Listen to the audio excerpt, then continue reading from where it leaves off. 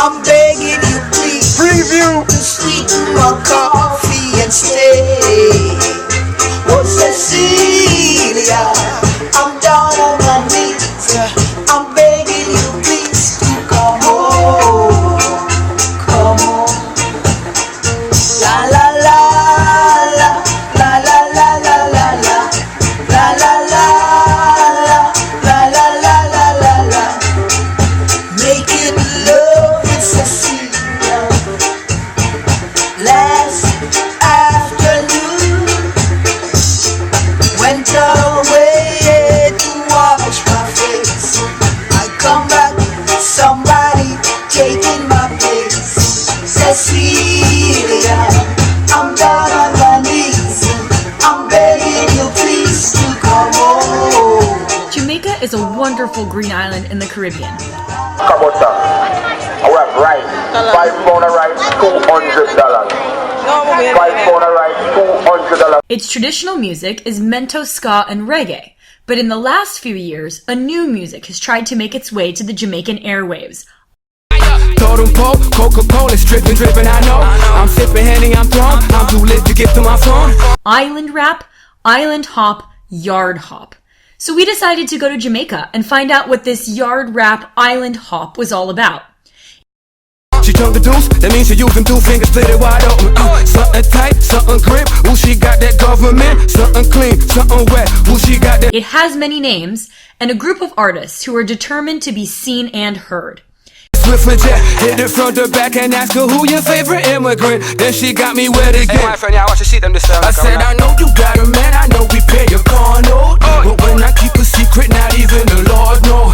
I could do that yard work, get your lawn mowed. Who she got that sprinkler, who she got that lawn hose. Water running, it just keep on. It doesn't have the traditional drum and bass, more like rap or hip-hop drums. Coming, water running, it just keep on coming. Water running, watch your step is flooded. But just like anything that is new, it's not going to be an easy road for Jamaican hip-hop. Water running, call that making something out of nothing. Okay, ooh that water running heavily. Can't be scared of water, though I let that make a mess of me. Nothing grow without that water stretching me. Thank you. Jamaican hip-hop, I was like both together. Yeah. Our trip to Jamaica was the best, and this was one of the guys that made it worthwhile. As soon as we landed, we headed out to find this Jamaican hip-hop scene. While some are curious and want to learn more about this new art form and music style. Hip-hop from like a Caribbean perspective. Hip-hop from a Caribbean perspective. When I do a Jamaican, you know what I mean, we kind of fuse our hip-hop with some of the dancehall, some of the reggae, that's the music. Others are a bit skeptical. I love the cocoa bread. Oh, yeah. You know that? Because you said beef patty with cheese, now you said cocoa bread. Yeah, you know they go together though, right? Do you think it's possible for the next hip-hop star to be from Jamaica? Yeah, man. Yeah, why not? Yeah, it's possible, but we need support. Without support, we can't do it. One man is not an island, you don't know. We need support from the media, them. You see me? The label, them, the good producers, them, we put out the good music, them. Them not try show the different side of Jamaica, like the world are the same. Some are we are girlish, some are we are gangster, some are we funny, some are we hilarious, and you see me? Them not do them things there, some are. Well, I don't think a real Jamaican can be a Jay-Z. Because, right, we born in a reggae, and that's what we know. Reggae is reggae, you understand me? But the youth, them everybody are try to experiment in this and experiment in that. What them a try bring in, I kill the thing. And them no sister them a kill it. The man them will lay them things for going 100 years, 50 years. And then we have to listen to now, and them sweet. And them everybody a call for, when me play, man call for fire, when me play new things and we don't hear nobody. The phone ring. When we play a couple to the man call and I don't know where my call from. I say, boss, where you get them to play now? Years me not hear them things there and them so sweet, me can't sleep. When we play them new things and nobody no call. Nobody no say nothing. Not even a young man would have called up and I feel them time. Nothing. There's this feeling like because we're doing hip hop and we're Jamaican, they think like we're somehow selling out our own culture, I guess is the word. Yeah, back to this Jamaican hip hop. I don't really understand the young generation still, right? Well, maybe I might be getting old or something like that, but I don't think they realize that reggae is the third biggest genre of music in the world. And it's a gold mine, right? And that's what we should concentrate on. More than trying to say we're going to control hip-hop in Jamaica. That won't work. So what's your opinion on why some Jamaicans are not too receptive to local hip-hop? Jamaicans aren't receptive to a lot of things that are new. It takes them a while to warm up to something new, you know. And usually it takes the world stage, like when we go somewhere else and somebody else accept us before they, you know, grab onto it. And then again, if we take it somewhere where, you know, promotions turn up and we spend some money and, you know, them hear it all the time, you know, then they start to catch on to it, but it's expected. Well, I think a lot of them don't support it because they think it's a selling out of, you know, the original culture and stuff like that too, whereas you have your reggae and you have your dancehall, so why go and do something that was created afterwards or created from that and when you have the original at home? But here's the thing. I think with everything, with not just Jamaica but with people, it's how you bring it across and how it's presented to people. The only reason why people may not be receptive is because they haven't seen us on the proper channels. On a one-on-one basis, in a group setting, in a social setting, anyone that's ever heard me rap, anyone that's ever heard any of the First Coasters rap and listen to hip-hop, know about the quality that we bring to the table and love what we do. As far as the masses are just unaware. And once they become aware, then they're going to love it. So basically it's just a thing of exposure. It's not a thing where people don't love what we do. I've been in the streets, people come to our shows. People are surprised when they really hear us and they sit down and they take us and compare us to the foreigners, when they compare us to what they feel like the standard is. So basically, if you ask me, it's just a question of exposure. You know what I mean? It's not a question of quality. Well, for a number of reasons. One, I think a lot of Jamaicans are unaware about the connection between Jamaica and hip-hop. They see it as something alien, as something foreign, as something American, when they don't know that it started with a Jamaican that was born here. You know, Clive Campbell, better known as DJ Cool Herc. You know, a Jamaican immigrant that took the sound system culture to the Bronx, and from that evolved into this thing that we now know globally as hip-hop, you know. So there's that they don't know. They don't know that there are many hip-hop greats such as Heavy D, Club Rock, Pete Rock, multiple people, whether born here in Jamaica or of Jamaican parentage, that were successful rappers, DJs, organizers, forefathers of the hip-hop movement, you know.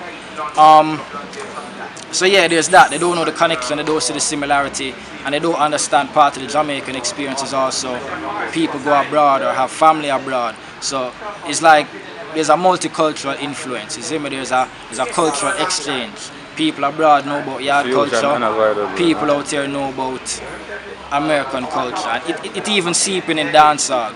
Enough dancehall slang and rhythms, direct hip hop influence, and sometimes people don't even know it. You know, it's just something that's just pervasive. So yeah, I mean, I think it's just for us right now as artists to kind of build the movement more, get the names out there, let them see more shows, more content, hear the music, see us more in the streets and all of that, see us making the moves, and I think that's when it really take off, because I don't think it's that people not into hip-hop music, them like hip-hop music. You just need to present it to them in the right way, and you just need to find the right people where fuck with your music, you know, so it's just that's where I see it. We asked radio personalities and producers the same question. Yeah, really? Yeah, one of them could be. Yeah. Why not? Why not? I big that up.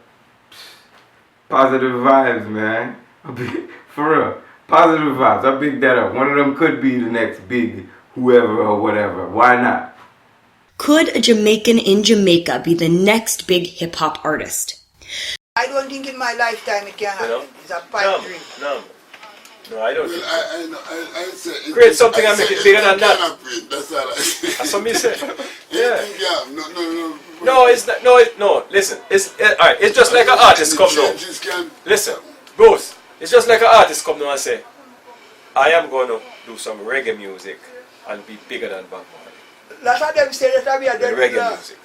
Right? And don't say it can't happen too. No, I'm not saying it can't happen, but that's what I'm saying. As a matter of fact, even if Bob Marley right now, if Bob Marley was alive right now, and him try to do the same thing, the same kind of music, no, wouldn't be. Wouldn't be. You know why? Because it's a different time, it's different culture, it's different people, it's different world, it's a different everything. So it wouldn't be. You would have to upgrade. Yeah, it wouldn't be. So everything goes along with time.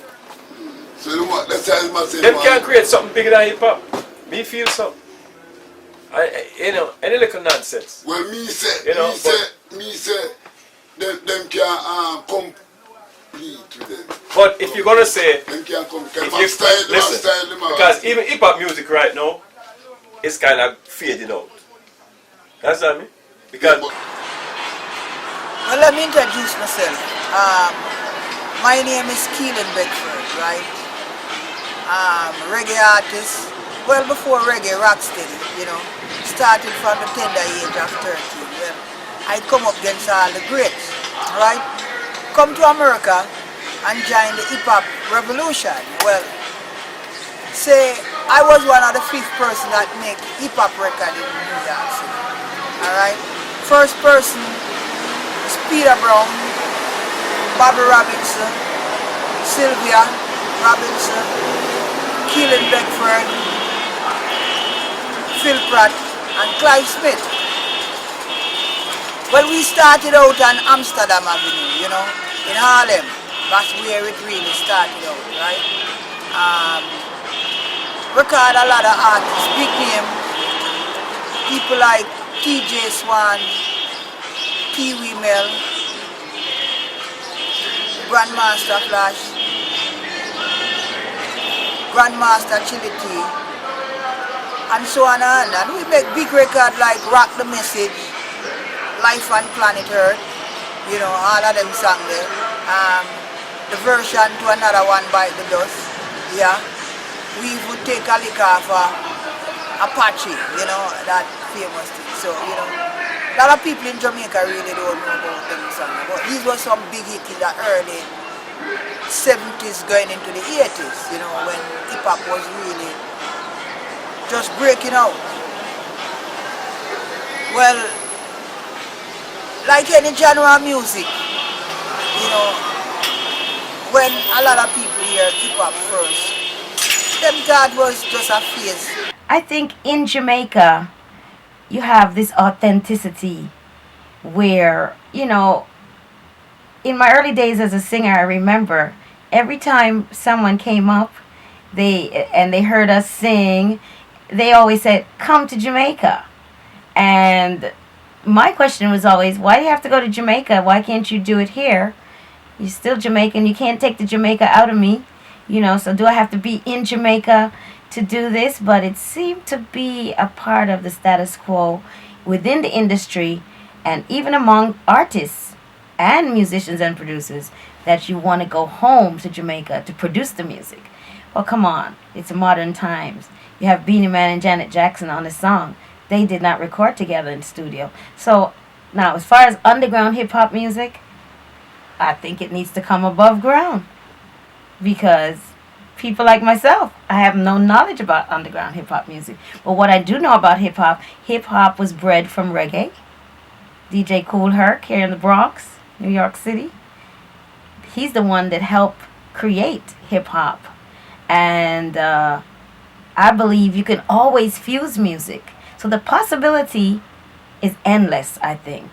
Now, the underground hip-hop, maybe they need to fuse with some of the dancehall reggae And then maybe we can get a fusion going to the point where it becomes above ground, and then we take it from there.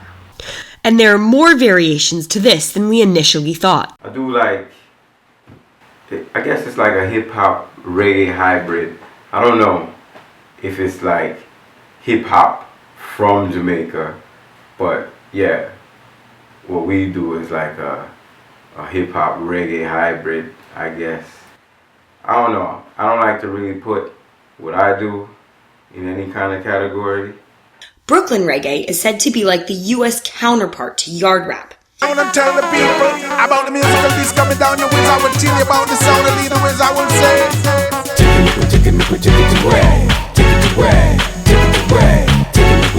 Mikey Jarrett is said to be one of the founding fathers of Brooklyn reggae. over there in Clinton Hill, where I sit down, me and my brother used to, with a little battery turntable, where you play turntable, and you understand, the park, before precinct and all of that, right there, that's, you call, going up, that would be Lafayette, between Grand and St. James Place. So we had a few questions for the great Mikey Jarrett. Like, how did this style of reggae first come about for him? God bless Mr. Magic Soul. I was just up there by Riverside Drive and between the West Side Highway and in the 70s. Now, I used to be in a basement over there. It is said that Mr. Jarrett, father of 30 plus children, has helped spark many producers and rappers' careers. How we make the Gil Bailey then? See, how we make the Bobby Candace then? See, how we make Salam Remy? See, I started it from 1971 with a sound called Sons Junior in my mother's basement. We used to call a thing called Day Party. Every Friday we'll play hooky, and before I went to the basement, we start from my mother's living room, put all the stuff in the bedroom, cause you know your parents gone to work. Man, the Macaulay and the Big Giant them, Sons Junior. See, those days 18 wasn't invented yet. It was 10-inch speaker, 12-inch speaker, you understand? And the 15 was a house of joy, you understand? So, all the girls would come over, and all my brethren would have there. And we party till about 4, 5 o'clock, party over. Yo, go your yard, I have to clean up back, help me. So when my parents come home, everything looking spick and span. You understand? So when everybody come talk about they just came to America and they started hip hop here and hip hop there, you ask what they want to say, Scott LaRock. What's my friend name from Jamaica who in the Bronx? Cool Earth. But let's not stray from the topic. Back to these rapping Jamaicans and the reason. Everything has to have a reason, right?